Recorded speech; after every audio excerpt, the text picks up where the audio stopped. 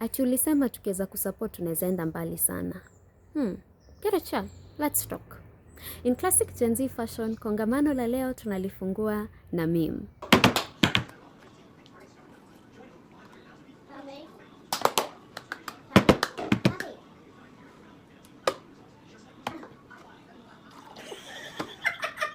So kwa comment section za hii challenge, kuna mse niliona akisema, ati that's why copying people cannot work. Because unawakopi tu externally, wewe unakopi tu fruits zao, but hiyo kitu ijetengenezwa externally. Kuna kazi behind the scenes that goes into making the people that you admire. And lucky for you, leo nakupeleka behind the scenes. Episode 1066, Making Strategic Moves to Elevate the Nyashinsky Brand. Nyash and I had always discussed that while the shows outside of Kenya, outside of Nairobi, are very important, one of the most important shows, or rather areas to do a show for a musician. Nigeria. No, Nairobi.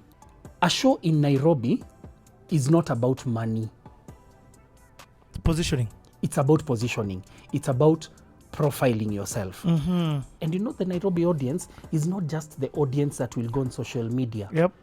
Your brand managers and marketing managers. That's where you're getting your tunes from. That's where they are. Kitu ya kwanza, kama unataka kusucceed kwa hii life, strategy ni lazima.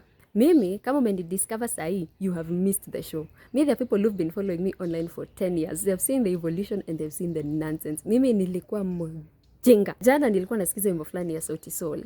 Alafu, mimi zile lyrics ziko kwa akili yangu, si zenye wanaimba. Ndio nikakumbuka once upon a time, niliketi chini, nikaandika lyrics za Kikristo, nikashikanisha kwa hii wimbo. Sasa mimi niko na wimbo ya gospel, enye ina sound kama melanin, jo imetoka kwa melanin ya Sauti Sol. Imagine if I had done that kwa hizi enzi za TikTok. Saizi ni kubaya. Wewe ukitembea tu na amani yako Nairobi unapata una trend. Nairobi gossip, unatembea kama baby flamingo. Saizi nonsense trends, unfortunately. Wewe umelala vibaya kwa basi, ndio huyo wewe 1 million views. Umeacha wazazi wako unattended wakadance kwa sitting room, unatumia video kwa WhatsApp group isha trend TikTok. So I am telling you this because you need to be very careful what you put out. Na unajua uzuri wa strategy ni you have an end goal in mind. Part of the reason why uko careless ni because you've not seen the end of that matter. You're just living for now. Jiulize, what are you building and how are your actions today affecting what you're building? So we really wanted a major thing to be talked about in that performance. And what we did was we talked to a supplier who we paid on our own, who got us a crane, and then we got a dancer, an acrobat stroke dancer from Sarakasi, who did rehearsals, and then we bought her a wedding dress. I don't know if we bought or rented, I can't remember. But you know, even if you're renting, it's not cheap. Yeah. And then we got her on that, so that when Nyash was performing Malaika, then we brought her up like this, you know. So he was singing to her. And that was a beautiful picture. A major executive at that show. So that show, she was there and she told her people, I want this guy. Them seeing that performance of such high caliber, that their imagination of your price goes higher. Yes, because you know now, they know Nyash is a one-man show. But then after seeing that, they know there's a band. Yes. And in that band, it's not just a band. There's Sedo.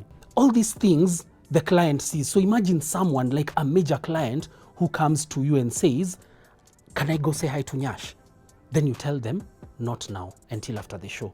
Then they wonder, they look at you like, you don't know who I am? Exactly. And you actually call them by name like, yeah, I know who you are, but After this is the how show. we do it. Yeah. Kitu ya pili ni value.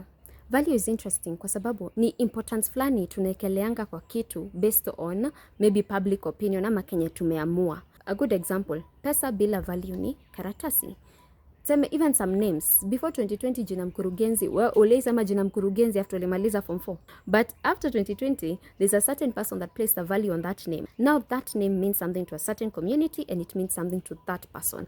That is the value. So a word that was just a word became valuable because of the importance and how it was used by a certain person in a certain community. Kwa hii interview kuna place Faki anasema ati Nameless alisemanga as a celebrity every handshake unapoteza do, kwa sababu your scarcity is what increases your value. Ndio maana unaona vitu zinatengenezwa limited edition, bespoke, nini. Wewe jiulize, how are your actions today affecting your value?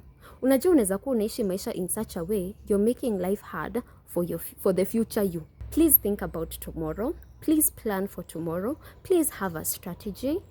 Tuache kuwa careless kwa hizi streets jamani, okay? Haya, you will love this interview. I promise you, Faki is such a good storyteller. He's such a good teacher bana. Wewe enda tu YouTube, andika Faki, CTA, nice. Andika notes tupatane kwa comments. I'm very happy to hear this level of detail that artists go in their performance, and it's not being divaness. You get the difference? Yeah. There are some guys who cross into divaness with these same antics, but these ones are very calculated for them to be in the best zone that they can be in for the best delivery to the audience. So it's good to hear that, okay, this is why this has been done and this is why. And I think it's even good that guys are hearing this.